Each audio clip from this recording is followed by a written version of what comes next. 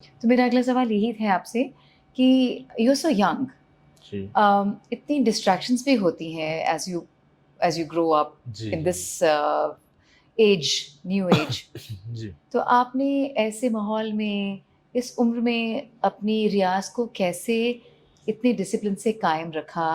क्या कैसे आप, क्या आपकी रूटीन रहती है और उसको कैसे आप निभा पाते हैं? बेहद ही खूबसूरत सवाल पूछा, और ये सवाल जो भी इस इंटरव्यू को देखेंगे, उनके लिए भी एक तरीके की मैं उनसे जो है उनको एक मैसेज देना चाहूँगा इसके लिए जी, कि ये सारी जो चीज़ें हैं, ये डिसिप्लिन की शुरुआत उसी समय से हो जाती है।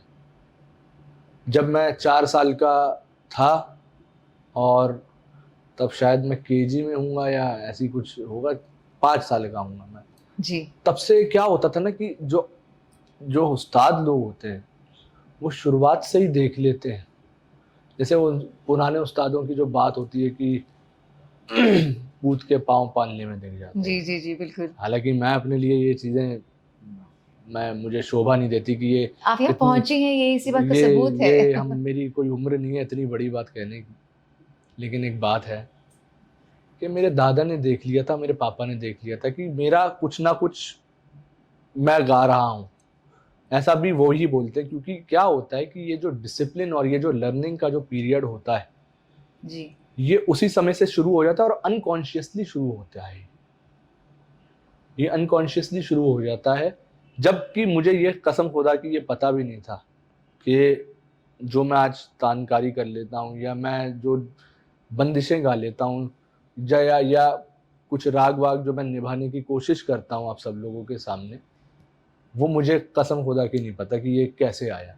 मुझे सिर्फ दादा ने वो उनकी आवाज़ में एक ऐसा जादू था, और पुराने उस्ताद की जो रेसिपी होती थी सिखाने की, जो जी। उनके अंदर जो रस था गायन का, वो कानों में ऑटोमेटिकली घुल जाता था।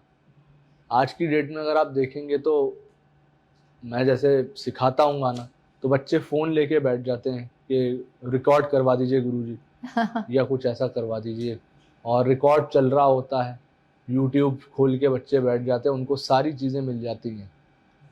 बट उस ज़माने में क्या था? उस ज़माने में सिर्फ़ और सिर्फ़ ऐसी चीज़ थी कि ना तो यूट्यूब होता था, ना कोई इंसान जो था वो उस तरीके से जो था वो रिकॉर्ड कर पाता था।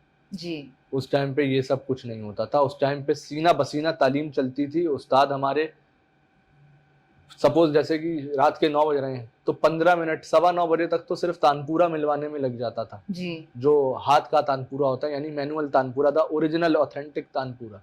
अभी क्या है, अभी आजकल ऐसे ऐप आ गए हैं कि और आपने वो फ़ोन ऑन किया और टड़क से ऑन हो गया तानपूरा, वो श्रुतियाँ मिल जी, गई और सब कुछ ई चल रहा है। तानपुरा। हाँ, जी, तो वो सा लग रहा है, उसमें सब मज़ा आ रहा है। उस टाइम पे कान से भी जो थे वो तेज़ होते थे लोग, जी, जी, जी। तो सुर पहचान लेता था मैं, या कुछ भी होता है, ये सब कुछ दादा की देन है। और उन्होंने इस तरीके से, कहते हैं ना, दवाई घोल के पिला दी कि पता नहीं लगा कुछ कि क्या है। अच्छा। जो कि आज की डेट में भी अगर मैं किसी 5 या 6 साल के बच्चे को सिखाऊँगा, तो वो उस मोहब्बत से और उस क्या कहते हैं उसको, उस मोहब्बत से नहीं सीख पाएगा वो। उसका उसके साथ क्योंकि बहुत सारी एक्टिविटीज़ होंगी। आजकल के मम्मी-डैडी का जो माइंडसेट है वो ये भी रहता है कि भई एक तरफ हमारा बच्चा जो है गवैया भी बन जाए, दूसरी तरफ उसे बैडमिंटन भी आता होगा, वो क्रिकेट भी खेले, उसे पायलट भी बनना है, उसको ये करना है। तो ये सारे आजकल इतनी ज़्यादा करियर अपॉर्च्युनिटीज़ आ गई हैं कि फ़ोकस्ड नहीं है। फ़ोकस्ड नहीं है। जी। तो और आजकल की डेट में जो है वो म्यूज़िक जो है वो एज़ अ हॉबी भी चलता है।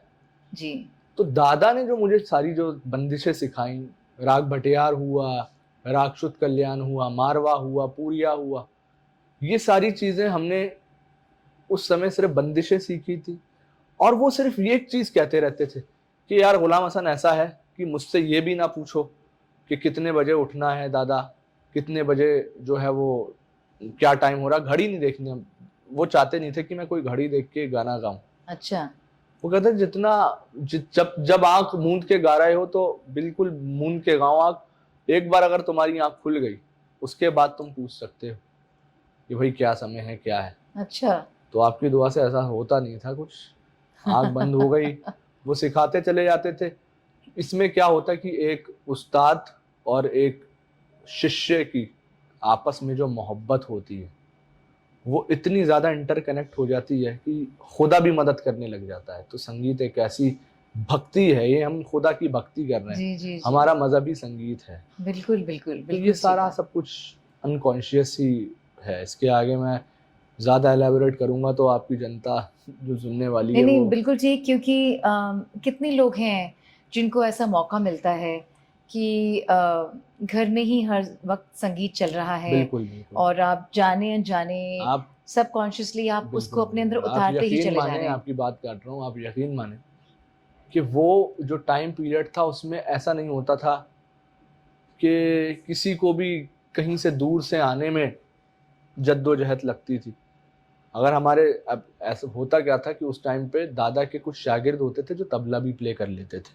जी, यानी मेरे दादा faculty of music and fine arts, जहाँ से अच्छा, मैंने भी बहुत ज़्यादा तालीम ली है, मेरे दादा के अलावा मैंने वहाँ से भी बहुत ज़्यादा तालीम ली है। बहुत खूबसूरत बंदिशें उस्तादों की और पंडित लोगों की जो बुज़ुर्ग हैं उनकी बहुत खूबसूरत बंदिशें आपको फैकल्टी में भी मिल जाएँगी। अच्छा, तो उन्होंने आपके आशीर्वाद से हमारे दादा ने तकरीबन 22 साल वहाँ पे एज़ अ सीनियर लेक्चरर काम किया। अच्छा, लेकिन उनकी मोहब्बत मेरे लिए इतनी ज़्यादा थी कि वो फैकल्टी से आते थे, खाते-पीते थे, नहाते-धोते थे और उसके बाद शाम को 4 साढ़े 4 बजे, 5 बजे के करीब थोड़ा रेस्ट करने के बाद वो बोलते थे कि आइए, चलिए रियाज़ करने चल रहे हैं। उस टाइम पे मुझे थोड़ा बुरा लगता था कि भई मैं क्रिकेट भी खेलता था उस टाइम पे अपने भाइयों के साथ। तो टाँगे पटकता हुआ मैं जाता था, अरे नहीं अभी मेरा मन नहीं है। लेकिन वो एक बात कहते थे कि बेटा हमारे गुज़रने के बाद तुमको कोई तालीम देने वाला नहीं होगा, तो ये जो टाइम है अभी ले लो जितना ले सकते हो, आगे का कुछ पता ही नहीं है। और ये जी, कसम खुदा की ये आज भी बात मैं अगर वो करता हूँ तो मुझे बहुत याद आती है इस चीज़ की और उनकी बात आज भी मेरे दिमाग में स्ट्राइक करती है हमेशा। जी, जी। यही बात है। गुणीजनों की बातें तब समझ में आएँ चाहे ना आएँ, लेकिन ये हमारी ज़िंदगी को सँवार जाती हैं, अगर हम उनकी बातें मान लें। तो मुझे ये बताइए गुलाम हसन साहब कि आपकी गायन शैली क्या है? आप नॉर्मली क्या गाते हैं? आपकी फ़ेवरेट गायन शैली कौन-सी है? देखिए, रामपुर सहसवान घराना वो एक ख़याल का घराना है, अच्छा, ख़याल गायकी का घराना है और रामपुर सहसवान घराने में सिर्फ़ और सिर्फ़ ख़याल गायकी गाई जाती है। अच्छा, जो पुराने बुज़ुर्ग थे, वो बीनकारी स्टाइल की गायकी गाते थे। ओह!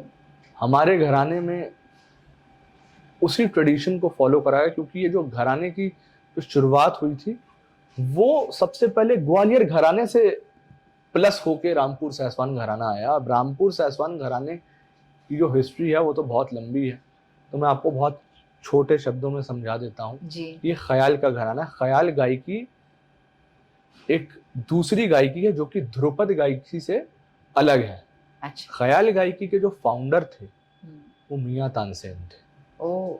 और मियाँ तानसेन के जितने भी वंशज रहे हैं, यानी अपना सदारंग और अदारंग साहब ने इस गायकी को और उभारा, इसको बहुत प्रचलित किया। अच्छा, तो ये ख़याल गायकी वहाँ से चलती आ रही है और ख़याल गायकी का जो मतलब है वो ये है कि जो रागदारी है, जो सुर है, जो सुर का लगाव है बड़ा मुलायम हो जाता है एज़ कम्पेयर्ड टू ध्रुपद गायकी। अच्छा, तो ये बहुत ही चंचल प्रकृति की गायकी होती है, हालाँकि इसमें भक्ति रस के और गंभीर प्रकृति के भी राग गाए जाते हैं। लेकिन अभी ख़ैर मेरी इतनी उम्र नहीं है कि मैं ये एक्सप्लेन कर पाऊँ आपको कि ख़याल गायकी और भी हमारे बुज़ुर्ग हैं जो इस गायकी के बारे में आपको बता सकते हैं, वरना ये जो है वो छोटा मुँह बड़ी बात हो जाएगी। और ये है कि ख़याल गायकी का मैं एक्सपोनेंट हूँ, मेरे घराने में ख़याल गायकी गाई जाती है और जितने भी उस्ताद जन्मे हैं इस घराने में सब ने ख़याल गायकी गाई है। तो ये अच्छा। एक ख़याल गायकी जो है एक बहुत ही खूबसूरत गायन शैली है। तो भैया रिसेंटली आप दुबई गए थे, दुबई एक्सपो में जी, आपने जी, जी, जी। ए आर रहमान जी के साथ जी, प्रोग्राम में शिरकत जी, की जी, थी, जी। आपने वहाँ पार्टिसिपेट किया था। उस एक्सपीरियंस के बारे में कुछ बताएं हमारे ऑडियंस को प्लीज़ आप। बड़ा खूबसूरत एक्सपीरियंस था। अब खूबसूरत एक्सपीरियंस वो इसलिए होता है कि एक तो ए आर रहमान साहब जितना इतने बड़े फनकार हिंदुस्तान के, जो कि आपको एक और बात बताता हूँ कि ए आर रहमान साहब जो हैं वो भी हमारे घराने के ही शागिर्द हैं। Oh really? हमारे नाना जी पद्म विभूषण उस्ताद गुलाम मुस्तफ़ा खान साहब से उन्होंने तालीम ली है अपने अरे वाह। संगीत की। सोनू निगम जी, शान, हरिहरन साहब, अच्छा, ये सब हमारे नाना जी के और हमारे घराने के शागिर्द हैं। क्या बात। तो हमारे लिए तो खुशनसीबी कि हम अपने बुजुर्गों से और उस्ताद के साथ बैठ के स्टेज शेयर कर रहे हैं। तो बड़ा ही मॉडर्न, बड़ा ही खूबसूरत एक्सपीरियंस था। दुबई भी बड़ी शानदार सिटी है और एक तरीके का क्वायर था जिसमें कुछ ऐसा ब्लेंड था जिसमें सूफी संगीत से जुड़ा हुआ कुछ था। राग दरबारी में कुछ हम लोगों ने साथ मिलकर कोलैबोरेशन किया था, एक फ्यूजन किया था, अरे जिसको वाह। सुनने के बाद ऑडियंस ने बहुत उस चीज़ को सराहा, उस कॉन्सेप्ट को सराहा। तो आपके आशीर्वाद से बड़ा ही खूबसूरत एक्सपीरियंस रहा। घूमे फिरे और जितने भी फेलो म्यूजिशियंस थे सब जी, लोग एक दूसरे के साथ बहुत खुशी से रहे और एक दूसरे की इज्जत करी। बहुत मज़ा आया बहुत उस कुछ टाइम सीखने तो। को मिलता है जब इतने गुणी जन, इतने अच्छे, इतने सारे म्यूजिशियंस एक प्लेटफॉर्म पर आकर, जी, और वो भी ए आर रहमान जैसी हस्ती के अंडर कुछ क्रिएट करते हैं। और लकी होती है वो ऑडियंस जो ये सब एक्सपीरियंस करती है। क्या आप हमारी ऑडियंस के लिए कुछ थोड़ा सा गुनगुनाना चाहेंगे, जो भी आपको पसंद हो? अभी क्या है, आपने ये फरमाइश कर तो दी है, अब मैं इसको पूरा कर पाऊंगा या नहीं कर पाऊंगा वो यूं है कि अभी दिल्ली का जो वेदर है बड़ा ख़राब है, लेकिन मैं कुछ थोड़ा आपके लिए गुनगुनाने, थोड़ा गला पकड़ा हुआ थोड़ा है, पॉल्यूशन यहाँ बहुत है, थोड़ा ऑडियंस गला को मेरा पता पकड़ा है। हुआ है, तो मैं कुछ थोड़ा बहुत गुनगुना देता जी हूँ जी आपके जी लिए। प्लीज।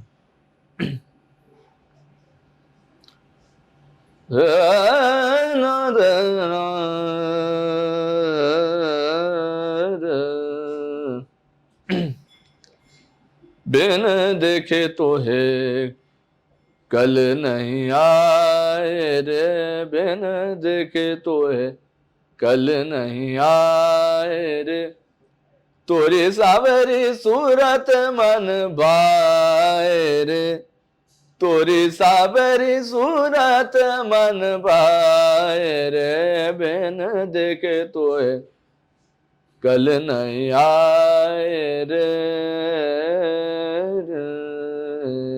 ये एक छोटी सी बंदिश हमने वाह सीखी थी वाह, बहुत राग खूबसूरत। गौड़ सारंग में। तो ये बहुत ही खूबसूरत राग है, राग इतनी गौड़ छोटी सारंग। सी उससे तो मन नहीं भरता, पर हम ज़रूर चाहेंगे कि हमारी ऑडियंस जब भी आप दिल्ली में या कहीं भी परफॉर्म करें, जहाँ जहाँ पे भी हमारी ऑडियंस जाके उनको सुन सकती है, एक्सपीरियंस कर सकती है। इतनी बड़ी लेजेंडरी फैमिली के हमारे ये फ्लैग बियरर हैं। आप ज़रूर उनको सुने, एक्सपीरियंस करें और इस चीज़ का आनंद उठाएं। बहुत बहुत खुशी हुई आज आपसे बातचीत मुझे करके। भी बहुत खुशी हुई और आपसे।